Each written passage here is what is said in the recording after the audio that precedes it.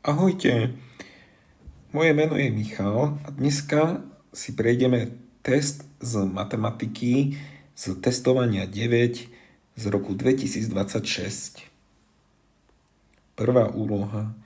Máme počítačovú hru a hráč si vyberá jedného čarodejníka, bojovníka, remeselníka. Máme uvedené mená a našou úlohou je zistiť, koľko rôznych trojíc má jeden hráč na výber. Čiže postup je taký, že ja si vyberiem napríklad prvého čarodejníka. Hej. Koľko mám ďalších možností? No mám 3. Jeden, Moraj, Abír, Lukman. Keď si vyberiem jedného, napríklad Moraja, tak mám možnosti zase 3. Hej. Čiže ja vlastne musím násobiť. Prečo? Keď si vyberiem napríklad namiesto Moraja Abíra, zase mám 3 možnosti. Keď si vyberiem Lukmana, zase mám 3 možnosti. Čiže jednoducho vynásobím 3x3, no ale ešte na začiatku mám Roana, čiže ešte krát 2. Hej. Výsledok je, ja si to zväčším, 2x3x3, čo je 18. Hej. Logickým postupom. 2. 5 minút pred premiérou nového filmu bola kinosála obsadená na 84%. Začiatok stihlo 22 ľudí, čím obsadenosť stúpla na 92%. Vypočítaj celkovú kapacitu kinosály. No, v tejto úlohe je treba fakt rozmýšľať, čo znamená 84%, 92% a 22 ľudí. Hej. Na začiatku 5 minút pred mám 84%. Tu si označím, že to je nejaké x. Hej. To môže byť nejaké konkrétne číslo. Hej. X. A tu sa píše, že začiatok stihlo ešte 22 minút. Čiže 4 minúty pred, 3 minúty pred, 2 minúty pred, 1 minúta pred prichádzali ľudia. Hej, v tých posledných 5 minút. To znamená, že tých 22 ľudí prichádzalo, čo ja viem, v 3. minúte prišli 3, v 2. prišli 19. A tesne v 0. minúte, v 0. sekunde tesne bola obsadenosť 92%. To znamená, čo? 92% je Y. Neviem, neviem, koľko to je ľudí, ale ja viem, že rozdiel tých dvoch je 22 ľudí. Hej? Že proste keď prichádzali ľudia, tak sa percento zvýšilo z 84 na 92. Čiže 92 minus 84, 92 minus 84 je 6 a 2 je 8%, a to je 22 ľudí. Nás sa pýtajú, koľko je 100%.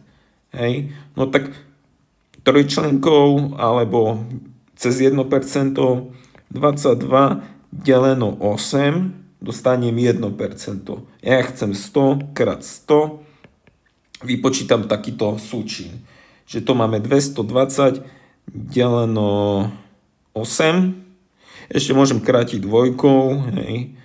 4, 11, čiže to je, koľko? To je 1100 deleno 4, hej, cez kalkulačku vydeliš si to a máš. Ja to z hlavy vypočítam 8 a do 11 3. 30 deleno 4 je 7 a 2, 20 deleno 4 je 5. Hej, 275. Správna odpoveď. Trojka. No tak tu je geometria. Na obrázku je trojuholník ABC, vo vnútri bod D a vyznačené sú veľkosti uhlov. Koľko uhlov má bod, to je ρ, hej. Môže to byť, hej, ja si to označím, že to je P, to je jedno, hej, že to je P. Uhol P, hej. Označí sa gréckymi písmenami, ale to je jedno teraz, ako si to označím. No, postupne. Viem, že súčet v trojuholníku je 180 stupňov. Hej, no tak tento uhol bude mať koľko? 55 plus 30 z dôvodu krátkosti času, lebo je málo času na test, všetko hádžeš do kalkulačky. 55 plus 30 je 85 a do 180 je 95 stupňov. Ten čierny. Potrebuješ vypočítať ešte tento uhol. Vieš, že súčet uhlov vlastne ti to vytvorí kružnicu. A súčet uhlov, hej, musí byť 360. Čiže 95 plus 135 a do 360 je 130. No a už tu máme 130 plus 30 je 160 a do 180 je 20. Čiže odpoveď je 20. Ďalší príklad. Máme rafík, čiže kovová obruč na kolese, hej. Koleso je gumené a kovová obruč je rafík. Má tvar kružnice, priemer je 622 mm. Na rafiku je potrebné vyrobiť 36 úchytov, dier, povedzme, pre špice. Vypočítaj dĺžku rafika medzi dvoma susednými úchytmi. Výsledok uveď v milimetroch, zaokrúhli na desatiny. Čiže ja mám kružnicu. Matematicky si to predstavím. Kružnicu. Musím urobiť diery, čiže vlastne ja musím vypočítať časť, dĺžku vlastne kružnicového odseku, alebo ako to nazvať, hej. Že ja odseknem z tej kružnice. Čiže prvá vec, obvod kružnice. Obvod kružnice je 2πr. No a viem, že je potrebné urobiť 36 úchytov. Čiže ja vlastne kružnicu rozdelím na 35 časti. Hej, keď urobím 3 diery alebo úchyty, tak mám 2 časti. Keď urobím 4, tak mám 3. Keď urobím 5 úchytov, tak mám 4 časti. Čiže musím rozdeliť na 35 úchytov a zobrať 1. Že preto deleno 35 krát 1. A vypočítam tento zlomok. Hej.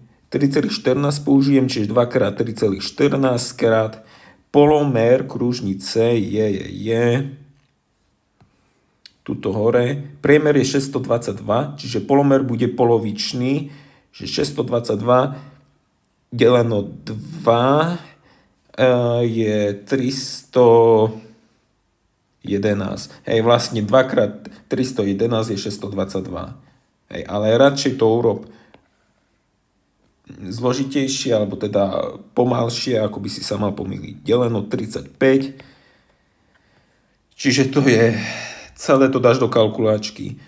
Čiže 622 krát 3,14 deleno 35 a vyjde ti,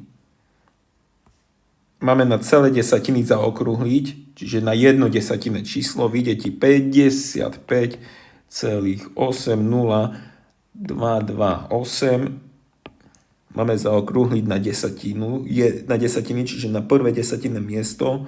Nulka ide dole, výsledok je 55,8.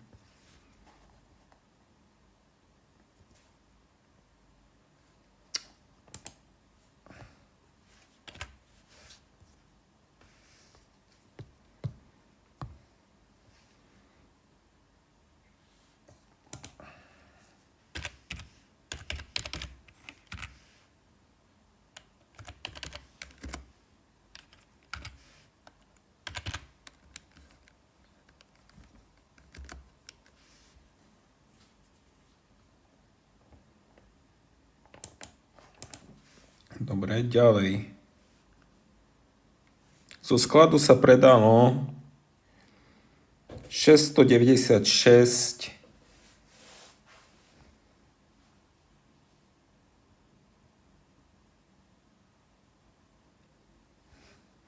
kilogramov zemiakov, čo predstavuje 8/9 celkových zásob. Vypočítaj celkové zásoby zemiakov. Čiže ty si dá, že 696 je bodka 8/9 a ty chceš vedieť 9/9, že koľko to je kilogramov. Dá sa to priamo úmerou, alebo zistíš si, že koľko je 1/9, že 1/9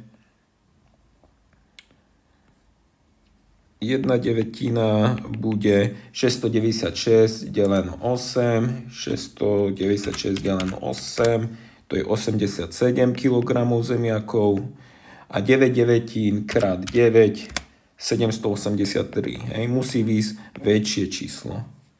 Nič zložité, trojčlenkou by sa to dalo tiež. Hej.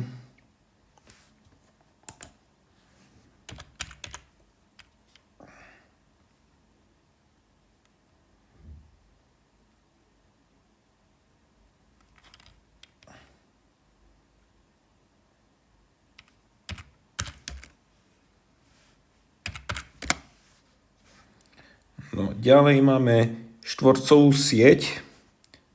Hej, dĺžka štvorčeka je 1x1 cm. Vypočítaj obsah v centimetroch štvorcových. A najlepšie je si nakresliť, ako idú tie štvorce pod tým sivým útvarom. Hej. Toto si nakreslíš. Dá sa to postupným vypočítavaním, alebo tento trojuholník vlastne tu. Hej. Tento zelený, aj tento červený dáme. Tento trojuholník je vlastne tu. Hej, čiže ja môžem vymazať, zoberiem si bielu, ja môžem vymazať. Hej, čiže zostane mi takýto útvar, aj tu mi zostane takýto útvar a tu bude plný.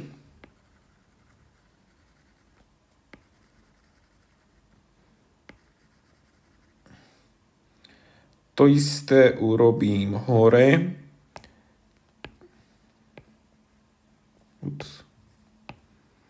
Čiže ja toto zmažem a tu pridám.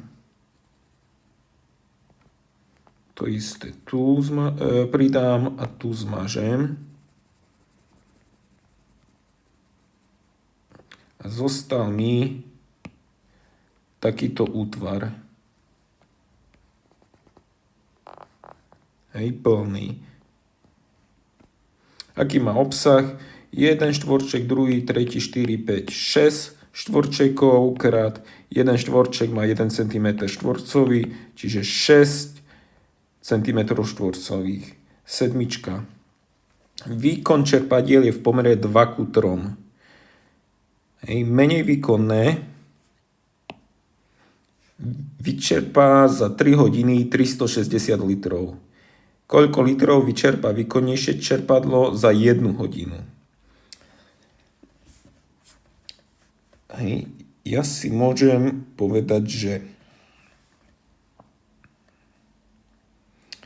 ten výkon je 2x. Keď mám pomer, tak väčšinou dávam nejaký základ, nejaké x, že výkon 2x, čas 3 hodiny a objem 360 litrov. Potom mám výkonnejšie 3x za 1 hodinu a koľko litrov vyčerpá. Hej.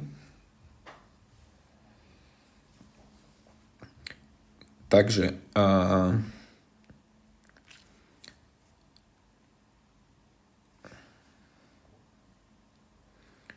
že z toho prvého za 1 hodinu vyčerpá 1/3. Čiže 2x za 1 hodinu vyčerpá 1/3, čiže deleno 3, čiže to máme 120 litrov. Keď by som mal čerpadlo, ktoré by malo výkon 1x za 1 hodinu, vyčerpalo polovicu menej 60 litrov. Teraz mám výkon trojnásobný, za 1 hodinu vyčerpá trojnásobok, čiže 180 litrov. Hej. Že vlastne postupne zistím výkon 1-krát za 1 hodinu a z toho si vypočítam trojnásobne výkonné čerpadlo, koľko vyčerpá. 180. Ďalej, 0,8, osmička. Máme 6 žiakov, Jano, Fero, Peter, Michal, Emil, Cyril. Premerný počet vymeškaných hodín je 57 hodín. Čiže sčítam vymeškané hodiny a vydelím ich počtom. To má prvé, čo ma napadne. Hej, priemer 1, 2, 3, 4, 5, 6, je ich 6. A viem, že výsledok je 57. Jano, Fero nikdy nechýbali, čiže to môžem škrtnúť ich, akoby, mám ich vybavené. Peter chýbal 107 hodín. Michal chýbal 23. Koľko hodín vymeškal Emil? Emil nevieme, ak Cyril chýbal 3-krát viac. Čiže namiesto Cyrila by sme napísali, alebo napíšeme 3-krát Emil. Hej, to je Cyril.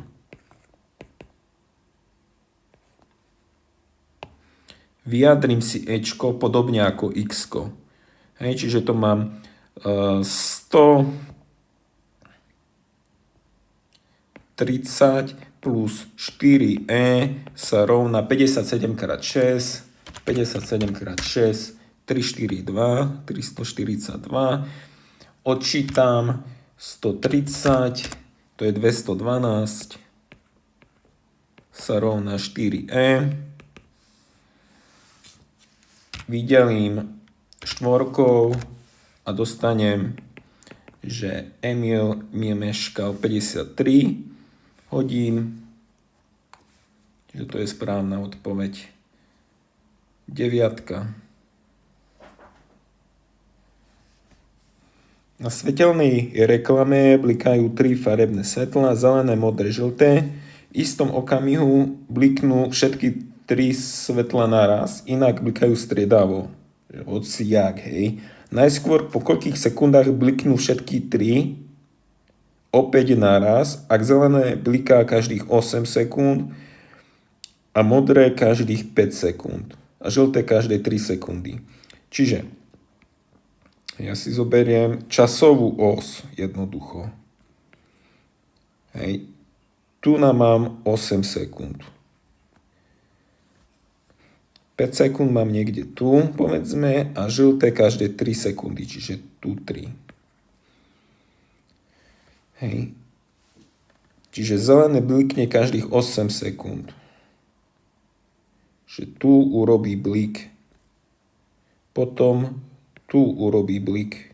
Hej. Bliknutie. 16 a tak ďalej.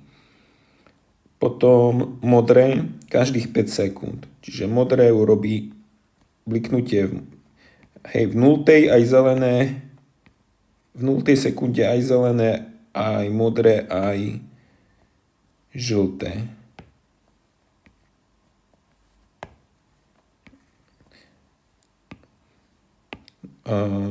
Modré každých 5 sekúnd. Čiže 5, potom 10, hej, potom 15, tu je 10, potom 15 a každé 3 sekundy bliká žlté.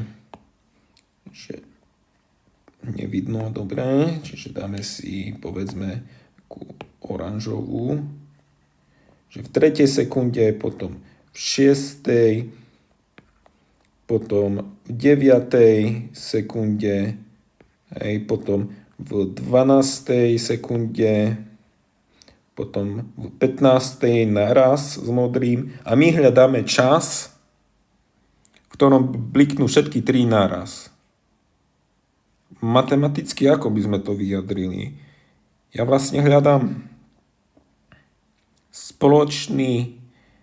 najmenší spoločný násobok čísel 8, 5, 3. Hej? Lebo viem, že zelené je 8, bliká 8, 16, 24, 32 a ja vlastne hľadám potom číslo 5 a jeho násobky. Hej? Čiže 5, 10, 15, 20, 25, 30. Hej? A takisto žlté je 3, 6, 9, 12, 15. A ja vlastne hľadám, kedy všetky 3 čísla budú rovnaké.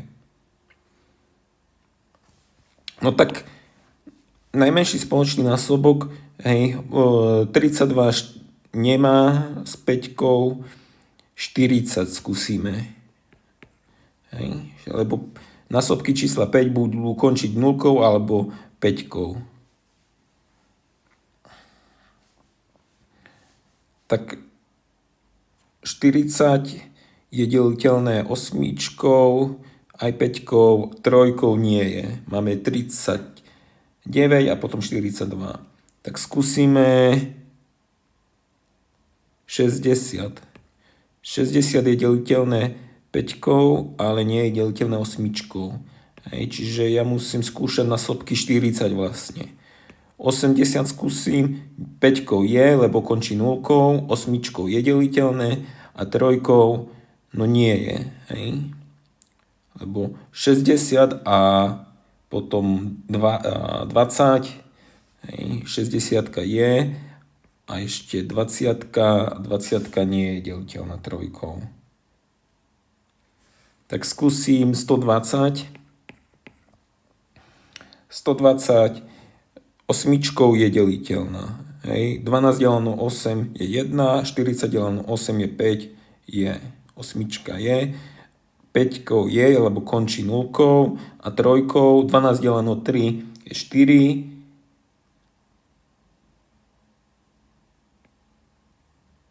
Čiže vyjde 40. 3 je. Čiže správna odpoveď je 120.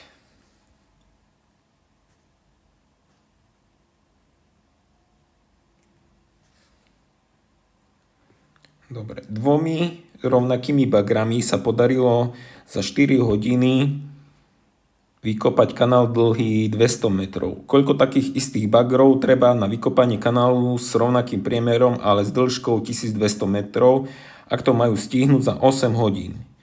Hej, všetky bagre pracujú rovnako intenzívne, s rovnakým výkonom. Podobná úloha, čo sme už mali. Že 2 bagre za 4 hodiny kopajú vykopajú kanál dlhý 200 metrov. Treba vykopať 1200 metrov. Ak by mali to vykopať za 4 hodiny, tak potrebujeme 6 krát viac, lebo 200 krát 6, čiže potrebujeme 6 krát viac bagrov, 12 bagrov. No a vieme, že majú to